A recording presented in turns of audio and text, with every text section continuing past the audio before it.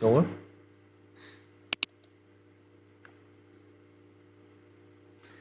banនេះគឺអ្នកគ្រូថ្នាក់ទី5ណាហ្នឹងហើយប៉ុន្តែមិនមែនយើងចូលទៅឈ្មោះគ្រូទេគឺចូលនេះគឺចូលក្នុងនាមជាសិស្សណាហ្នឹងហើយអូខេឥឡូវខ្ញុំចូលទៅស្រីនិតគួយស្រីនិតចុចលេខវាបន្តទៀតយើងទៅរកលេខសម្ងាត់របស់ស្រីនិតមកដាក់មកហ្នឹងហើយស្រីនិតលេខសម្ងាត់ប្រមាណ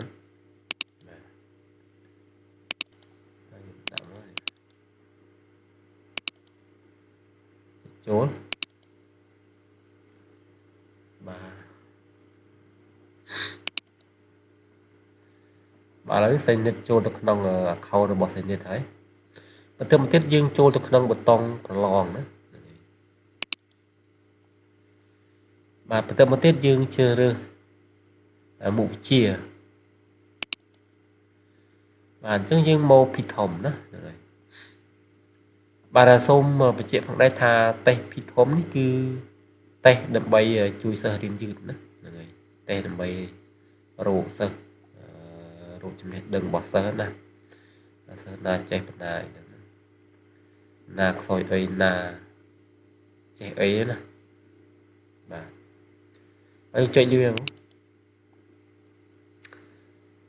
បន្តទៀតយើងជ្រើសរើសថ្នាក់បាទយើងធ្វើនេះក៏បានដែរនេះអានេះសម្រាប់ពីធំថ្នាក់ទី1អានេះពីធំថ្នាក់ទី2ដល់ទី6បាទយើងជ្រើសរើសកន្លែងនេះមកដល់អានេះពីធំមេរៀនធម្មតាហ្នឹង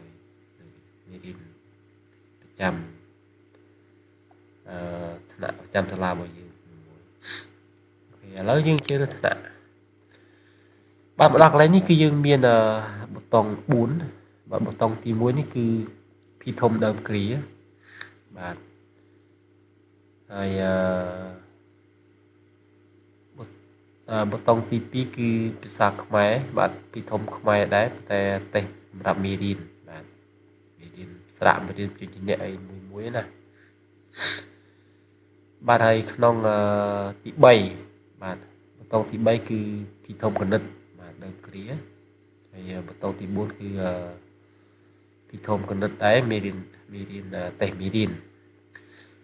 អ្វីដែលយើងត្រូវធ្វើនៅដើមឆ្នាំនេះគឺយើងត្រូវធ្វើពីធំខ្មែរដើមគ្រាហើយនឹងនៅពេលចុងគ្រាយើងធ្វើម្ដងទៀតណាធ្វើប៊ូតុងតែមួយនេះហើយនឹងធ្វើពីធំគណិតដើមគ្រានិងចុងគ្រានេះណាគូវាណាហ្នឹងហើយអញ្ចឹងយើងធ្វើភាសាខ្មែរមុនចុចលើវាមកបាទ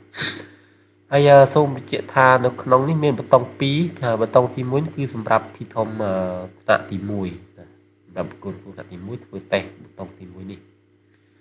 លេខអ្នកគ្រូថ្នាក់ទី2ដល់ទី6គឺយើងធ្វើប៊ូតុងទី2នេះគឺពីធំខ្មែរ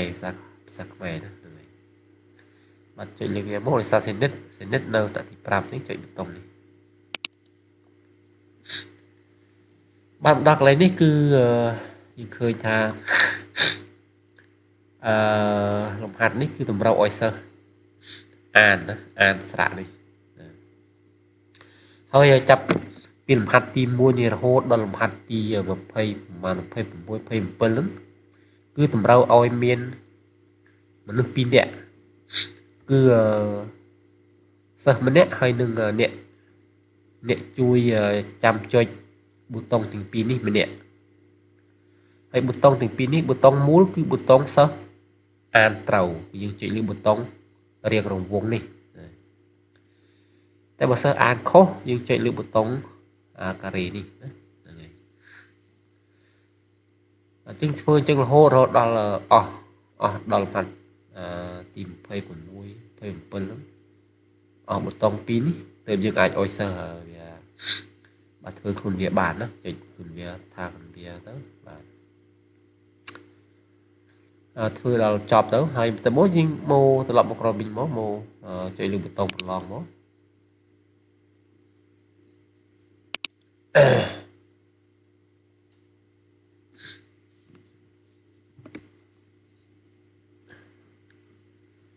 បាទតែបន្ទាប់មកយើងទៅជ្រើសរើសយកគណិតម្ដងណាគណិត ពីធំគណិតពីធំគណិតក៏ខុសពីខ្មែរដែរគឺយើងមានបតង់2ដែរបតង់ទី1សម្រាប់ថ្នាក់ទី1បតង់ទី2នេះគឺសម្រាប់ថ្នាក់ទី2ដល់ទី6ដោយសារសីនិតបាទថ្នាក់ទី5យើងយកបតង់ទី2ហ្នឹង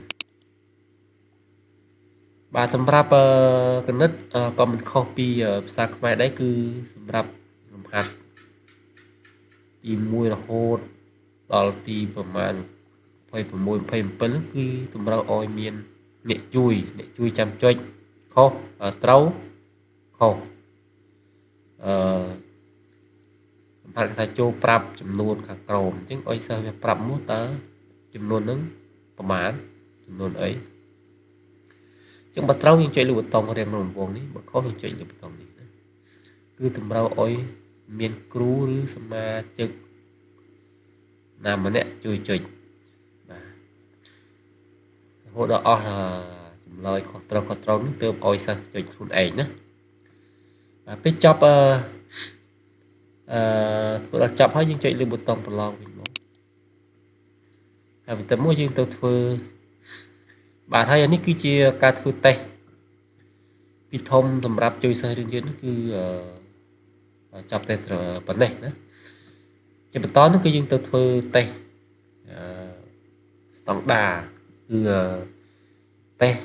CALM ណាយើងមកកន្លែងនេះមកយើងទៅជិះរើសយក CALM នេះបន្តមកទៀតយើងជិះរើសថ្នាក់បាទសម្រាប់តេស្តស្តង់ដានេះគឺស្រួលទេគឺមានប៊ូតុងតែ2ទេគឺទាំងថ្នាក់ទី1រហូតដល់ទី6ហ្នឹងគឺយើងធ្វើដូចគ្នាទាំងអស់តេស្តស្តង់ដាខ្មែរតេស្តស្តង់ដាគណិតដូចគ្នាណាឥឡូវយើងចូលទៅតេស្តស្តង់ដាភាសាខ្មែរមើល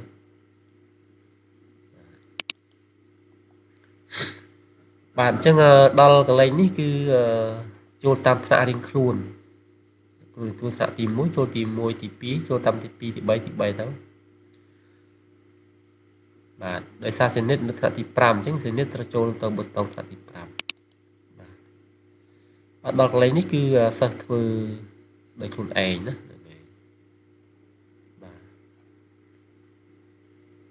បាទធ្វើរហូតដល់ចប់មកត្រឡប់មកវិញមកបាទទៅមកទៀតជារើសឥឡូវធ្វើពេលចប់ហើយជារើសតេស្តស្តង់ដាគណិតម្ដងទៅទី5ទៀតទៅហើយថ្នាក់ណាចូលថ្នាក់នោះទៅបាទអញ្ចឹងកន្លែងនេះគឺសិស្សធ្វើខ្លួនឯងណាហ្នឹងហើយមួយណាត្រូវមួយណាខុសចុចតាមនោះទៅហើយចុចបន្តសំណួរបន្ទាប់រហូតដល់ចប់ទៅណាអញ្ចឹងការប្រឡងធ្វើតេស្តពីធំហើយនឹង CLM នេះគឺចប់តែត្រឹមនេះបាទសូមអរគុណ